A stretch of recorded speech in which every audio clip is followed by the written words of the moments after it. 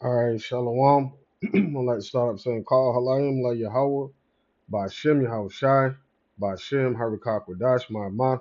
Double honors to the elder apostles of the Great Millstone, and double honors to our elder apostles as well, and her one Banyan Charlotte down here in the Lions Den camp. Salutations to the Akim that are pushing the truth, sincerity, and truth, and peace and blessing to the men, women, and children that believe in the name of Yahweh Ba'Shem Yahweh Shai. All right, I'm Kanak to Banyan Charlotte from the Lions of the Yah Charlotte camp. This is a man, we can not necessarily news and prophecy, but yeah, news and prophecy. Let's go. All right, this is Second Ezra chapter 15, verse 1. It says, speak thou in the ears of my people the words of prophecy which I will put in thy mouth, saith the Lord, and cause them to be written on paper, for they are faithful and true. All right, and yeah, so it's all about yeah the words of Yahweh Shem Shai being spoken and transpiring, being spoken in the heavens, and his word transpiring or coming into effect here in this realm on earth. All right. So you got a lot of things that's going on. Today is the deadline of a ceasefire where there's supposed to be a deal made. As far as I know, no deal has been made. Elder did a blessing this morning confirming that. So, like DJ Trump said, there's going to be a lot of bombs, a whole lot of kaboom, um, if they don't reach an agreement, meaning basically if Iran doesn't do exactly what the United States wants them to do. Bottom line, and what that is control everything, all the petroleum and everything over there in that region. You see that? Oh shit, slacking my back. All right, so now that's it. So with that being said, you have uh, uh, the scourge is being sent out. I wish I could remember the scourge is.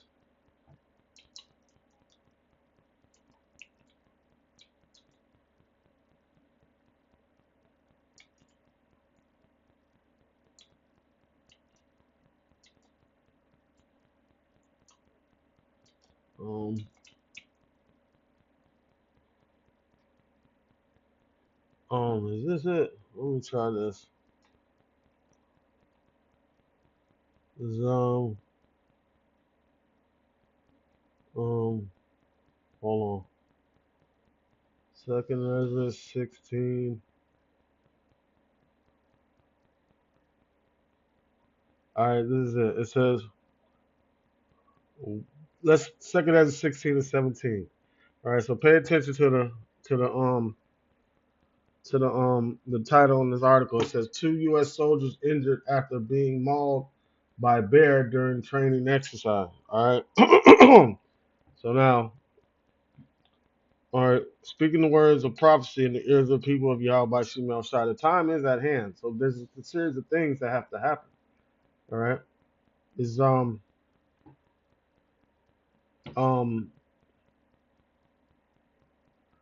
Second Ezra 16 and 14. It says, behold, the plagues are sent and shall not return again until they come to the earth. It's like how it says the word the Lord Yahweh Shemel Shai speaks in heaven are manifested and brought forth down here on the earth. And before they touch down on the earth, you know, it's being spoken of to the ears of the people by the mouths of the prophets.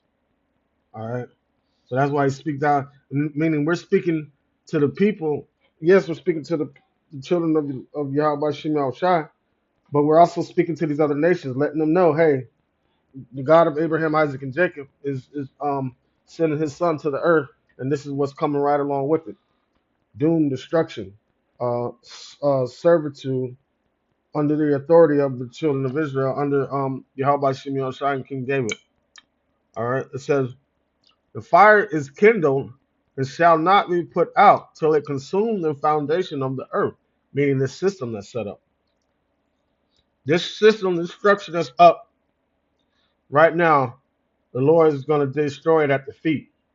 See that? The way it can't stand anymore. It said, like as an arrow which is shot of a mighty archer returneth not back, even so the plagues that shall be sent upon the earth shall not return again. All right. It says, woe is me, who will deliver me in those days? Right? That's what Ezra was saying. He was seeing it vividly through a vision that Uriel the angel was giving him. I think it was Uriel. All right, verse 18, it said, the beginning of sorrows and mournings, the beginning of famine and great death, the beginning of wars, and the powers shall stand in fear, the beginning of evils. What shall I do when these evils shall come? And that's why the time of the Lord is at hand.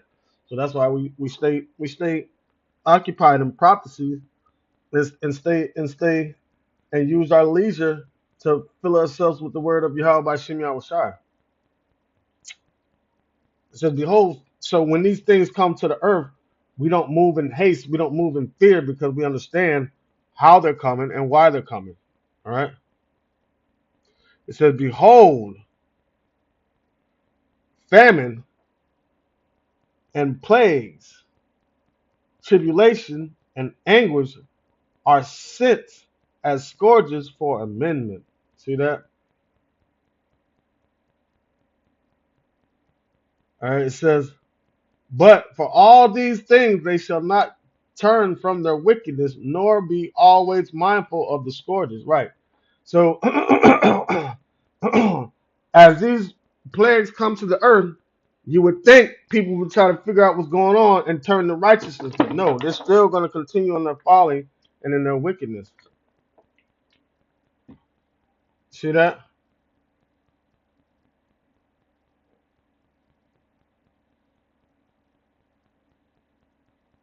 See that? So let's go into, where was I? All right, yeah. So let's go into this article real quick. That wasn't really. Hold on.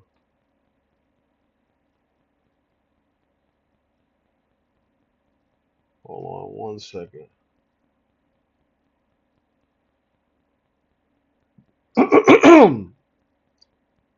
Slocky. All right. So everybody can, as these things keep coming to the earth, everybody gonna continue in their wickedness. It says, "He that is righteous, let him be righteous still. He that is wicked, let him be wicked still." You know, so that's basically coming from one lifetime to another lifetime. But still, even when these scourges come on the earth, they're still not going to turn to Yahweh by Shema Shai. Now, if you're able to turn to Him, now is the time to turn to Him. That's if you're able, because if you weren't chosen for that, you're not going to be able to do it anyway. All right. It said two soldiers were injured. Two soldiers injured after being mauled by bear during training exercises. And let me go ahead and get a scripture on that because it's just you know it's a little bit of wordplay, kind of not really stretching things, but it's using a little symbolism. All right, it says because look at it, it's a bear mauled two U.S. soldiers. Russia is known as the bear waking up from hibernation. See, the bear went into hibernation with the fall of the USSR. But according to Ezekiel 38, the Lord's going to raise them up out of that hibernation and bring them back. So, but just listen to how the article is worded. All right. It says two U.S. soldiers were brutally attacked by a brown bear, during military training in Alaska. It says the soldiers were taking part in a land navigation exercise when they encountered the bear, which was out of hibernation. Bears are usually aggressive and hungry after hibernation. See that?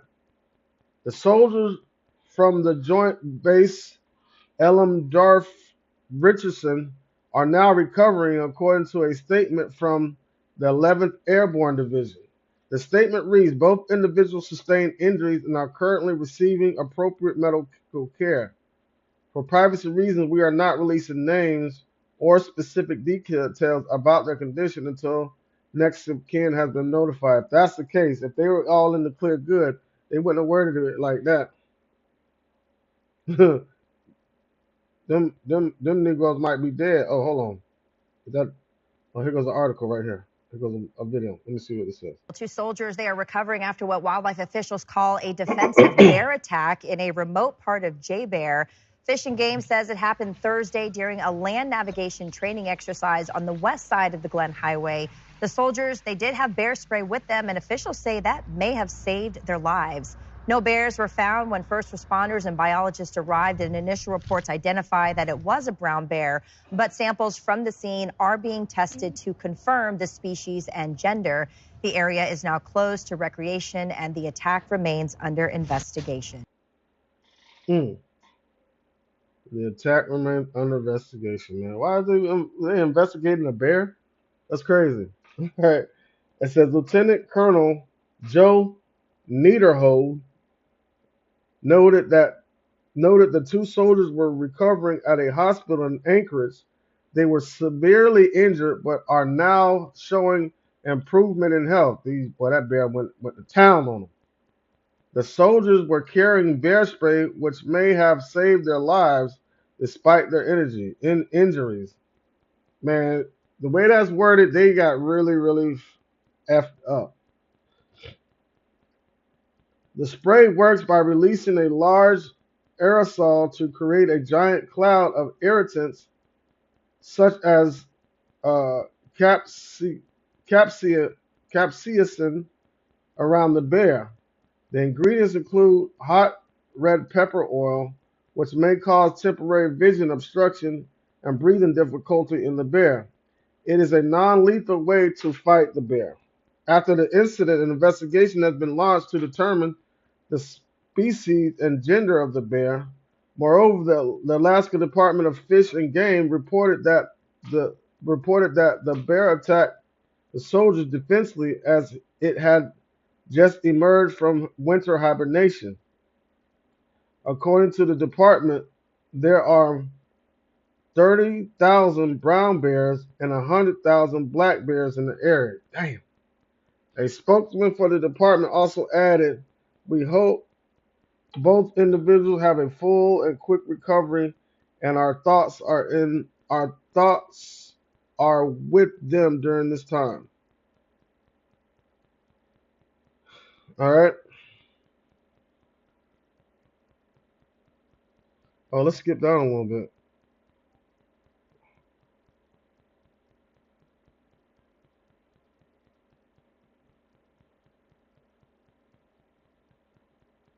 It says, according to reports, bear attacks are common in the area, some leading to death. The last reported fatal bear attack occurred around in 2022 when a bear killed a staff sergeant, Michael Plant. Damn. So bear attacks are common in that area, right? All right. So now, check this out. Let's go. Oh shit, I'm back. Let's go to the scriptures real quick. All right.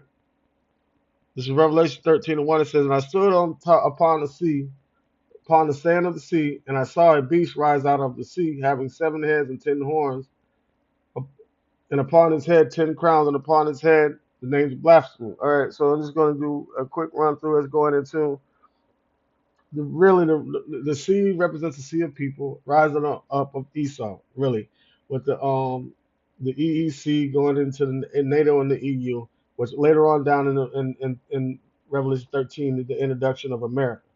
All right. And the beast which I saw was like unto a leopard. All right, that's going into what? Alexander. This is where they all started. And his feet were as the feet of a bear, meaning that's the bear represents the end of a thing. All right. So now, like unto a bear coming out of hibernation. See, I want to go into Ezekiel 30. We're not. No, I don't have to really go into Ezekiel 38, but you get the gist of it. It says, "And his mouth as the mouth of a lion, and the dragon gave him his power and his seat and great authority." All right. So now, so the end of it is going to be a bear, and Russia is known as that bear, meaning being enough, equipped, ferocious. See that?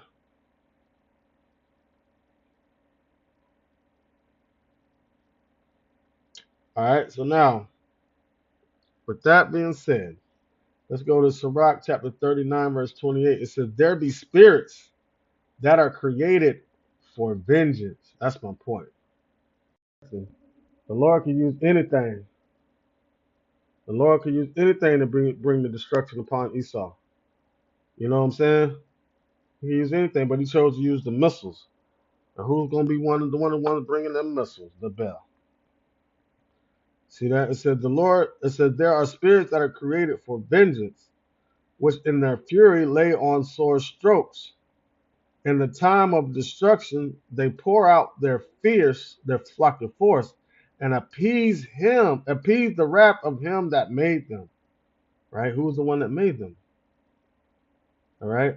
This is Proverbs 16:4. It says, "The Lord hath made all things for himself, yea, even the wicked for the day of evil." See that? So the Lord created all this. He created good and he created evil. He created the spirits that are created for vengeance. He's the creator of all things. All right. Sirach 39 and 28 again, it says, "There be spirits that are created for vengeance, which in their fury lay on sore strokes. In the time of destruction, they pour out their force and appease the wrath of him that made them." So the Lord sent that bear after these. That the way they talking, they got a slim chance on making it. It said, despite their injuries, meaning like their injuries are very significant. All right. It says, verse 29, "Fire and hail and famine and death, all these were created for vengeance." Verse 30, "Teeth of wild beasts." See that? "And scorpions, serpents, and the sword, punishing the wicked to destruction." So the Lord sent everything to attack the wicked.